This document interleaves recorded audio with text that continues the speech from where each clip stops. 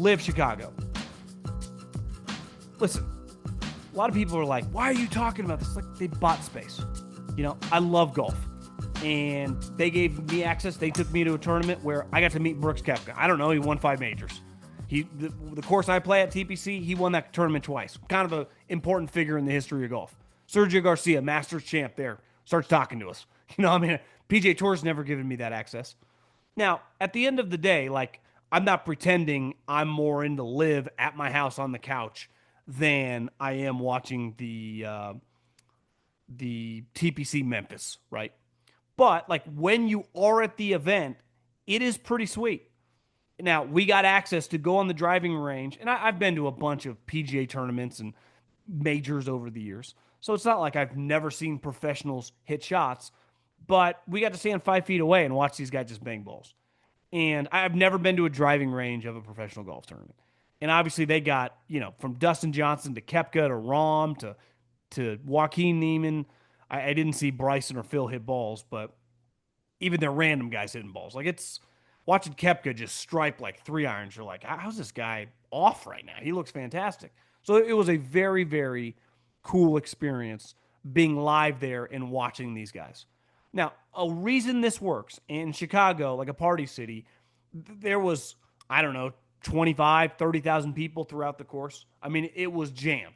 The music thing, which I originally thought was a little weird on TV and like not really my cup of tea, when you're there, to me, it adds to the experience. The music adds to the in-person experience. LIV is a cool in-person experience. I personally, and listen, we spent all day with Scott O'Neil, who, if Scott O'Neil was a stock, I would bet on Scott O'Neil. And I think the smartest thing that LIV did and the PGA Tour did in hiring guys to run their businesses is not hiring golf people. Scott O'Neil's not a golfer. He's not some country club guy. Neither is Brian Rolap, the new CEO of the PGA Tour Commissioner. And here's the thing they understand, like, how do we figure this out moving forward together? How do we get our guys in some of your events? Like, you guys completely changed everything, and Rolap comes from the NFL. Like, he's no dummy. He's going to want Bryson DeChambeau in some of his tournaments. He's going to want Jon Rahm at the Waste Management. He's going to want Dustin Johnson and Brooks Koepka to play in some of the Florida tournaments. This is a fucking business. This isn't like emotions are high. That was cool a couple years ago. Those days are over. How do we figure this out moving forward? And I think the one thing Scott O'Neil gets, and this is a guy that worked for Josh Harris with the Sixers and the Commanders.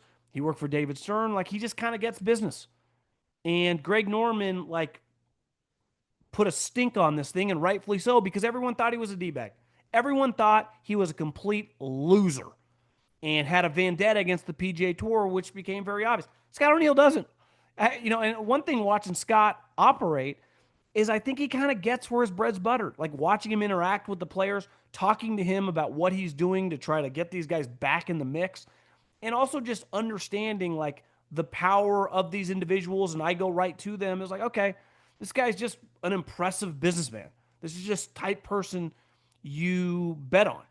You know, it's like I was BSing with him, and he's a Philly guy. He's like, oh, Howie's one of my good buddies. So we took a pic. I sent it to Howie, and Howie's like, I fucking love Scott O'Neil. I mean, the type of people that this guy, you know, Greg Norman was toxic. And sometimes when you have a toxic person in any different line of work, like, there comes to a point where, like, you just got to throw the guy overboard. Because whatever your chances are for success, you have no chance with that individual. We all know these people in our communities. Like, you can't do business with that guy. I mean, I have a lot of friends that are in some sort of, I would say, part of the construction industry, construction/real estate, and you hear it all the time. Don't mess with that guy. He's a scumbag. That guy's a bad guy. That guy will totally screw you the moment you're not paying attention, right? And those type people, the faster you learn, don't waste your time doing business with them, the faster it is to be successful in life. Because that person won't just screw you over, but they'll just derail anything you're trying to do. And I think Greg Norman became that fixture with, anything that LIV was attempting to accomplish. And I think Scott, again, I'm not just saying this. I've never even met the guy up until I went there, and just talking to other people that know him and then just spend the day with them. Like, I've been lucky enough in my short 40 years on this planet to just be around some pretty high level people in some different businesses. And I was just really, really impressed. I really was. And to me, the thing that was most impressive, and like I said, the same thing for roll app, and this was smart. Like you don't hire these stiff country club guys to these are businesses. The days of like Jay Monahan, you got to do this. Like get the fuck out of here. Greg Norman, like screw you guys. That's not a way to do business. So I was blown away by the in person experience, which everyone was having a good time. And I just I've been to a lot of golf events, and that's like sometimes golf events on TV that can look boring, and then you go there can be pretty fun. The thing with Live, the music, the atmosphere, kind of even takes it to another level. And I think I saw Bryson tell McAfee today that that was easily now Chicago's a pretty special event town, a lot of younger people out there, and had a good time. But again, like I'm if you're good to me and I think you're impressive, like I'm gonna buy into you. People often say like about football is a good example. Like, yeah, I grew up with the 49ers, but like who am I gonna like it's not like Kyle Shanahan text me. I don't know the guy. I mean, it's like, if I did, I would like them even more. But it's like I can just get on the horn and text Jason Light. You think I'm not gonna root for the Bucks? John Schneider came on my podcast, never even met the guy. You think I'm not gonna root for the Seattle Seahawks? I mean, Andy Reid essentially and how he hired me and changed the course of my life. You think I'm not going to root for those guys? Right? Life's pretty simple. If I meet you, if you impact my life, if I'm impressed by you, like I'm going to root for you. So I think like I'm not the pretend to be some live diehard here, but I was really really impressed by Scott O'Neil. So I think that I am optimistic that things are going to change. I don't know how, but I do think that there will be some dramatic movement over the next 18 months and get some of their guys potentially playing in some more tournaments. Um, Live this week as their individual championship. Obviously, the Ryder Cup is right around the corner. Jon Rahm easily could have won in Chicago. He has yet to win this year. I think ultimately the Ryder Cup, we lost some when Tiger and Phil didn't play that well. Just like last time, I think in Rome, Scotty Scheffler did not play that well. If they go into this Ryder Cup and John, I mean, it wouldn't shock me at all if he wins this week in Indianapolis. He's playing really, really well. If Rory looks good these next couple weeks, and all of a sudden the Ryder Cup is led by Rory McIlroy and Jon Rahm, like we're gonna need Scotty to be on his A game. Luckily he is, and then some other people to help him out because I think Jon Rahm's got a lot of momentum. And I also think just big picture for next year, I'll be a little stunned. This year for the first time in a couple years, he was right there with Scotty with 9 holes to go in the PGA Championship. I would expect him to be a major major factor at Augusta come the spring. It's a course that he's very comfortable with. He's obviously won there before. He's played well there many times.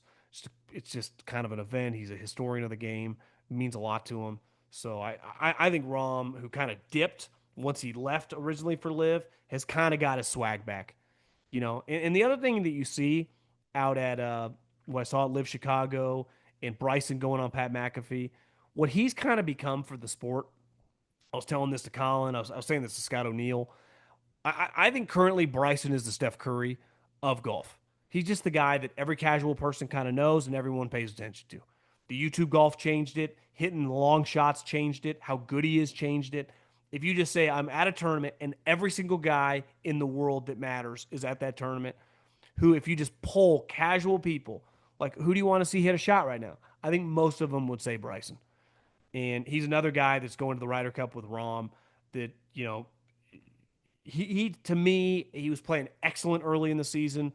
We'll see how he is coming in the Ryder Cup. I mean, he's going to be a major factor at the Ryder Cup in terms of how many times he plays, but he brings a buzz there that is really it's really hard to deny. I mean, he by far to me might be their best overall player. Like I think if you just put Rahm versus Bryson and they played at 10 different courses in 10 different environments, I think I would say Rahm's probably just the has more shit to his game, can just do more.